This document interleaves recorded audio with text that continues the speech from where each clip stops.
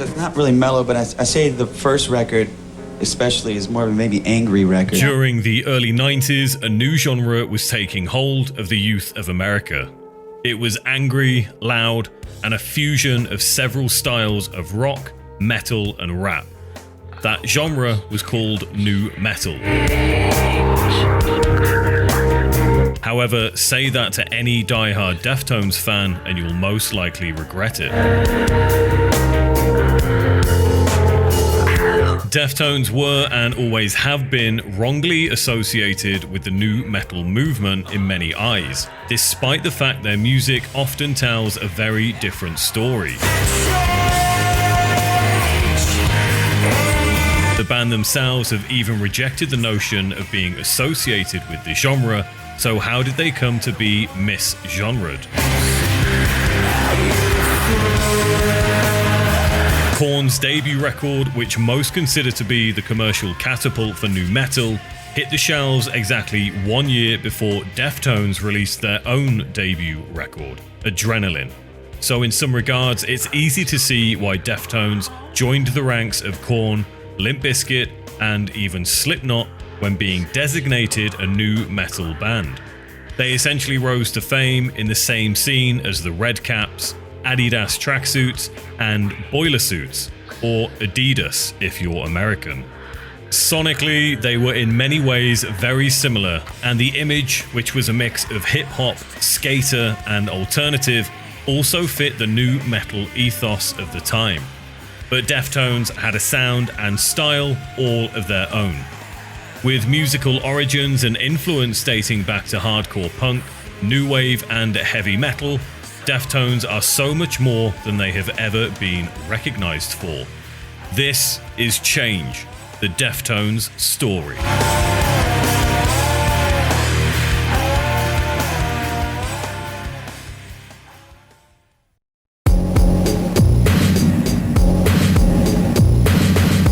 Deftones officially formed in 1988 when Chino Moreno, Stephen Carpenter, and Abe Cunningham started jamming together in Stephen's garage. The trio already shared some childhood history together as they attended the same high school and were also heavily connected to the local skateboarding scene from an early age, especially Chino. Well, I just ollieing in general. I had a really good ollie. Like Mark Gonzalez was my favorite skater. Dudes, so like just ollieing and like doing big ollies and ollieing off transition, and then doing steps. And then I remember opening up a thrasher one day, and I saw somebody. I remember opening up and seeing like someone doing a handrail, and I was like, I'm gonna learn how to do that. I trial by error. I just kept like I found like this smaller handrail. I think it was only like 3 steps, and it was sort of a little lower. So I just went and I would practice on it every day until I learned it. And then like I was stoked because I felt like I was one of the first kids in Sacramento like doing handrail. Born Camilo Wong Moreno on June the 20th, 1973, Chino grew up in Oak Park, South Sacramento. He was given the name Chino by his uncles as he came from a mixture of Chinese and Mexican heritage. At the age of around 10 years old, he discovered skateboarding and said that it basically took over his whole life, his favorite skateboarder being Mark Gonzalez, who is known as the godfather of modern street skateboarding. This naturally led him to become interested in hip-hop music and breakdancing, as the two were naturally aligned with skateboarding around the area that he was raised in.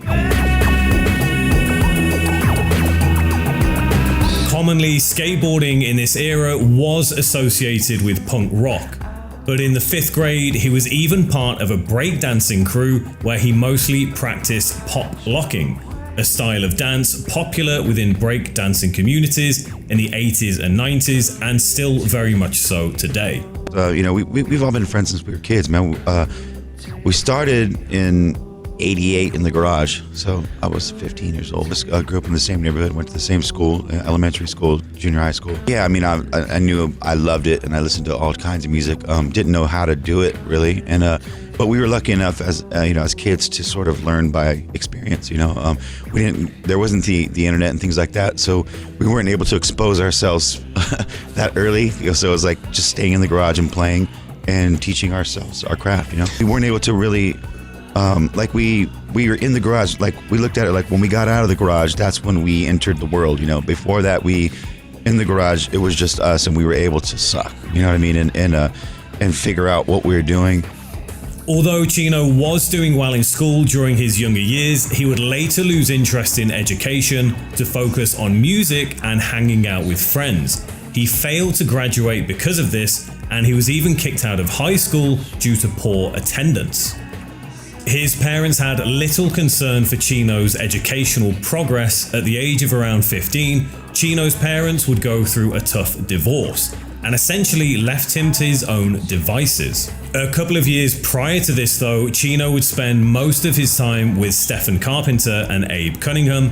When they started jamming together, Chino was around 15 years old, Stephen around 17, and Abe roughly the same age as Stephen.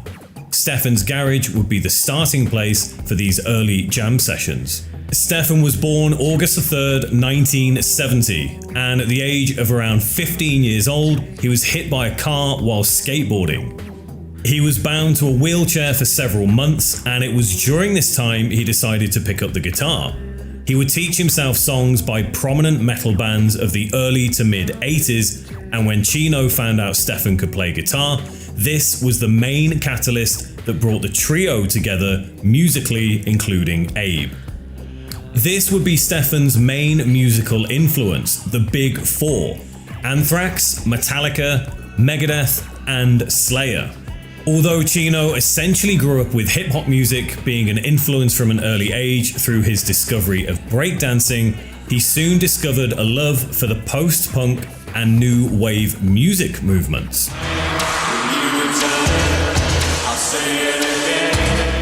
He was actually drawn to the likes of Duran Duran, but in particular, his favourite artist became Depeche Mode. Stating that he loved how they brought together hip-hop style sounds and instruments with macabre and poetic lyrics drowned in a melodic vocal. Stephen, on the other hand, had quite the opposite taste in music, and the first records he owned were Kiss Alive, released in 1975, Queen's News of the World, released in 1977, and believe it or not, the Saturday Night Fever soundtrack album by the Bee Gees. But ultimately, this fusion of metal, classic rock, and new wave post-punk would become the sound that we've all come to know and instantly recognize. The sound of Deftones.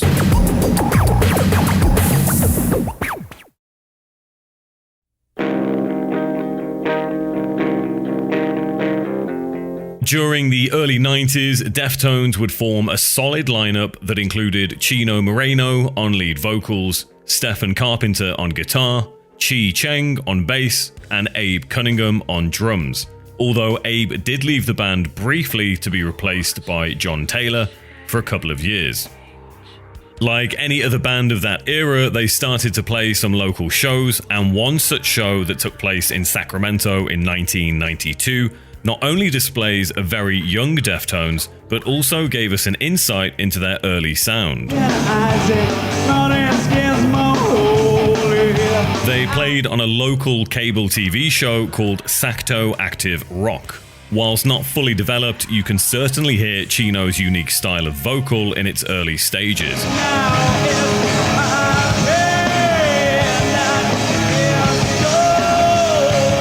The band still discovering what direction they were trying to take their sound. At this point, it was a mixture of rock, punk, and even ska reggae music. Right from the soul, it comes from the inside, from the one who is most high. It would be an absolute stretch to call this anything even remotely close to nu metal. During this time, they would also start to release some demo tapes. 2 tapes were released in 1992, both called Deftones, with the first being limited to just 15 copies, so it's safe to assume they made these copies on a home stereo. Tape 1 had 4 songs, like Linus, Hump, Some People, and Plastic, whilst Tape 2 had 3 songs, Linus, Christmas, and Guest. They were both categorized as rock and also showed the band were called The Deftones. Demo Tape 3, released in 1993, showcased just 2 songs by the band, Engine Number 9 and 7 Words. And they had also gone from the Deftones to just Deftones. Interestingly, this demo tape has been categorized as nu metal. Both songs would appear on their debut record Adrenaline. Korn also released a demo tape in the same year called Niedermeyer's Mind, which without doubt ticks a lot of nu metal boxes in terms of its overall sound. And compare Korn's demo to Engine Number 9 along with 7 Words, and it's easy to see why Deftones were labeled as a nu metal band early on.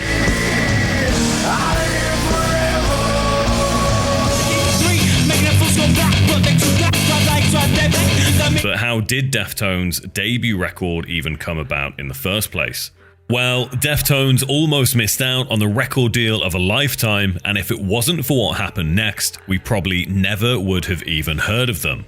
A band, we weren't out looking for a record deal even. We were very lucky that we played a show. It was our first time actually playing in Los Angeles. Like I said, we were from Northern California, so we took a trip on a weekend down to Los Angeles. At some point in 1994, Deftones ventured out to Los Angeles to close a show for a band that was actually showcasing for a record deal themselves. Deftones was simply set to be the last band that played that night. After the main band had played, the crowd left, leaving Deftones to look out to an almost empty room. We got a show closing for a band that was like showcasing for a record deal. But somebody was there that knew somebody who knew Madonna, and basically she got our demo tape. We had like 2-song demo tape, and we were at work the next day. I used to work at Tower Records. I was at work, and I got a call from Maverick Records, which was Madonna's record label at the time. It was a brand new record label. She had only signed Alanis and Candlebox, those 2 bands. They just didn't have a following in this area, and when it came to their turn on stage, the crowd had dwindled down to just 10 people. They almost didn't see the point in playing and were close to packing their gear away, but instead decided to take every chance they could get and played their normal show. Unknown to them, someone in the audience had a connection to Maverick Records, a record label founded by pop icon Madonna and her manager in 1992. Deftones went home from the show none the wiser. At the time, Chino was working at Tower Records.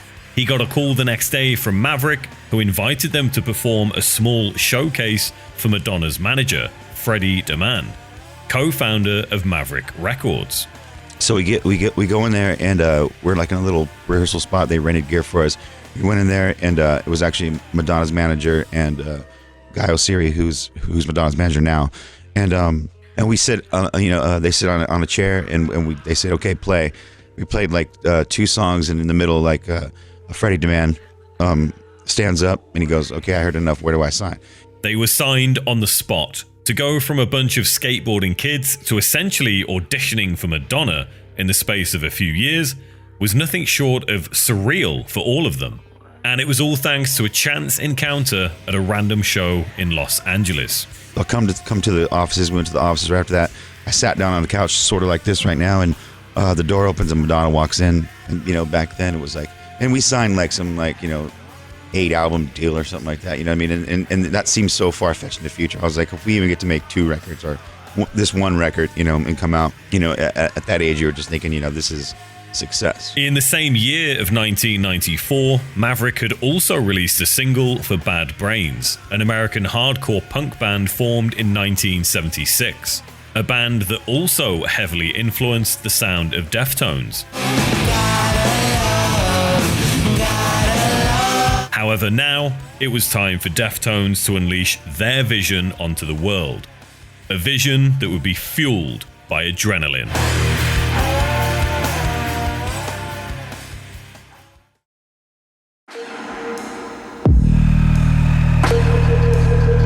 During the mid to late 80s, an American producer and audio engineer was starting to make a name for himself within the underground metal scene and more. Between 1983 and 1994, he had acquired a list of production credits that should impress any rock or metal fan. His first full production credit came with an album called How the West Was Rocked by 80s Seattle rock band The Cowboys, before quickly turning his hand to a heavier sound. He would move on to bands such as Metal Church, Fifth Angel, and then Dream Theater in 1988, producing their debut album When Dream and Day Unite, which was released the following year. I can remember when in the unity. At the turn of the decade, this producer named Terry Date was working with the likes of Soundgarden, Sepultura, and even Pantera. Date was responsible for producing all 4 of Pantera's new era albums during the 90s, so by the time he worked on Adrenaline, his name was already attached to Cowboys from Hell, Vulgar Power of Display, and Far Beyond Driven. So it's safe to say that he absolutely had the credentials to take on a band like Deftones. I still didn't really have that big of a dream. I was just stoked that we had a record deal. Someone was interested in us and wanted to invest money in us, and thought that we could generate money and crowds and do something for their label. Terry Date would not only produce Deftones' debut record, Adrenaline, released October 3rd, 1995, he would go on to produce their next 3 records, Around the Fur in 97, White Pony in 2000, and the self-titled Deftones album in 2003. Adrenaline was by no means an instant commercial hit, but it would be an album that the band would take out on the road to start building a dedicated fan base outside of their normal Sacramento touring circuit. However, their sound was raw, somewhat experimental, and unfortunately not very welcome everywhere they went. The first tour we ever got was with Monster Magnet. We got a support slot and the band Sugar Ray was the opener. This is our first time embarking around the world, and we were literally playing shows where there were maybe 6 people there. People were saying, "Yo, you made it." And then we were playing shows where people are just standing there booing us. It was pretty bad. Deftones had gone from playing to local crowds, filling out venues that couldn't get enough of them, to being thrown into the real and very brutal world of nationwide touring as the new guys that nobody had heard of, and for the most part, this was a pretty normal route for any band. But one tour would almost break them. In 1996, Deftones would kick the year off with a bang, landing some tour dates with the Prince of Darkness, Ozzy Osbourne, and a separate tour with Korn. They also played some shows with Pantera and White Zombie, along with being invited to play the Vans Warped tour that featured Blink-182, NoFX, and Rocket from the Crypt. These dates not only would have provided an invaluable experience for Deftones, being such a young band, but definitely would have given them hope. The hope that crowds everywhere would welcome them into the alternative scene and give them a much-needed career boost so early on in their journey. In October of the same year, though, that hope would be absolutely crushed. For some strange reason, they had been invited to open for Kiss, who by now were legends in their own right. The first show took place October 7th, 1996, at the Capitol Center in Maryland, and Deftones would tag along for 11 shows in total. These were huge arena shows. This was potentially an enormous opportunity for Deftones to bring in an entirely new world of fans and expand their audience beyond their wildest dreams. Unfortunately for them, they would be met with nothing but hate. Chino says, "I still don't know how we even got on this tour, but we got a chance to open up for Kiss for a whole month playing in arenas. The hardest band to open up for ever. And not because they're the best band, but basically the people that go to see Kiss are there to see Kiss. They could give less of a shit who's the opening band." So we'd be playing and there would literally be guys in the front row in full Kiss makeup just standing there flipping us off for the whole set. Wouldn't put their arms down. There'd be times where I'd be like, I know your arm's tired, you can put it down, I know you hate us. It's difficult to imagine what that must have felt like for a young band that had been given the chance to open for arguably the biggest rock band that has ever walked the earth. And some of them even looked up to Kiss, but the music just didn't fit the audience.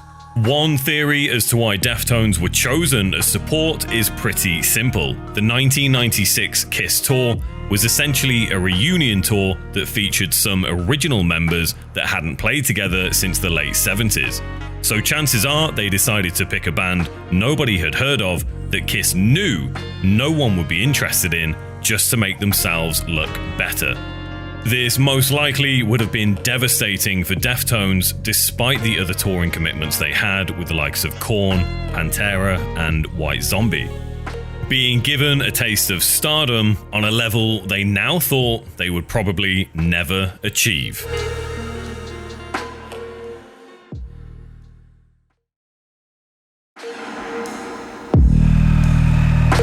By the early 2000s, Deftones had released some of their biggest singles and albums of their career. Although their debut record Adrenaline took some time to take off, in 1999 it would be certified gold by the RIAA in recognition of over 500,000 copies sold. Around the Fur, released in 97, would land the band a top 30 chart position in the US, and White Pony, released on June the 20th in the year 2000, would achieve a top 5 chart position in America, as well as charting in several other countries. By the turn of the millennium, Deftones had officially released 5 singles, including 7 Words, My Own Summer, Be Quiet and Drive, Change, and Back to School in 2001. All of which essentially became hugely popular with underground and alternative scenes. Back to School was released in what you could say was the start of the nu metal heyday. Linkin Park had released Hybrid Theory, System of a Down unleashed Toxicity, Papa Roach had huge success with Infest, and of course, Korn, Slipknot, and Limp Bizkit were all huge names by this point, dominating airwaves and TV screens across the country. And Deftones were, as always, thrown into the same crowd as their alleged nu metal peers. However, this simply wasn't where Deftones belonged. Although there were, of course, some faint similarities within their music that you could say held nu metal traits. You could also argue Deftones created their own genre to an extent, as no other band really sounded like them. It was just easier for people to say they were a nu metal outfit. Nevertheless, this was the era that Deftones made a name for themselves. However, unlike many of the now forgotten nu metal thrashers from this time, Deftones continued to innovate and thrive, well after the nu metal genre had collapsed and died sometime around 2004 to 2005. One factor that most likely was a great contributor to the band surviving the nu metal cull was their 2003 self-titled record that featured the single Minerva. Minerva signified a great change for Deftones. It helped them to break away from generic genre labels and gave them the chance to truly define their own sound on a commercial level, as Chino Moreno explains. It was one of my favourite songs on the record. Pretty much since Adrenaline, we'd been fighting an uphill battle with some of our old school fans who just love us for the aggressive part of our band. As much as I like it too, I've had this conversation many times. I'm not always there. I'm not always mad. Life doesn't always suck. And I got into a lot of trouble for calling other bands out at the time for not really evolving, but still writing songs about how it sucks to be a kid. For one, I'm not a kid. Second of all, I'm not upset. I'm actually enjoying making music. This was essentially a hint at the new evolution of the Deftones sound, a sound that would define them and their creativity for years to come.